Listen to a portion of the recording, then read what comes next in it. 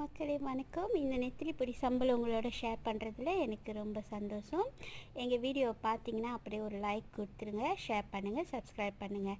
Okay, முதல்ல நெத்திலியை நல்லா எண்ணெய் விட்டு பொரித்து எடுத்துக்கோங்க. அதே எண்ணெயில் வெங்காயம் பூண்டு பேஸ்ட்டு நான் ஆட் பண்ணுறேன்.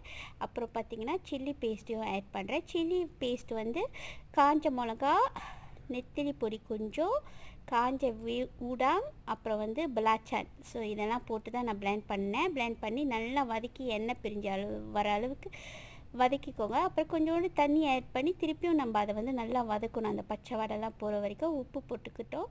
உப்பு நீங்கள் பார்த்து போட்டுக்கோங்க, பிகாஸ் நெத்திலே உப்பு இருக்கும். அப்புறம் நல்லா இந்த சம்பல் இந்த அளவுக்கு தண்ணி இருக்குல்ல, அது நல்லா சுண்டி வரணும். எண்ணெய் திரிஞ்சு அப்படியே நல்லா ஒரு கலர் வரும் பாருங்கள். அந்த ஸ்டேஜில் கொஞ்சோண்டு சீனி ஆட் பண்ணிக்கோங்க. சம்பல் செஞ்சாலே கண்டிப்பாக சீனி போட்டாகணும். அப்புறம் பார்த்திங்கன்னா இந்த மாதிரி பதத்துக்கு வந்தோடனே பொரிச்சு வச்ச நெத்திலியை ஆட் பண்ணி நல்லா வதக்கி விட்டு எடுத்திங்கன்னா சூப்பரான நெத்திலி பொடி சம்பால் ரெடிங்க. இந்த நெத்திலி பொடி சம்பால் கீரைக்கறி, சாம்பார், ரசம், சொதி அந்த மாதிரிலாம் செஞ்சு சாப்பிட்டிங்கன்னா ரொம்ப நல்லாயிருக்கும் சைட் டிஷ்ஷாக.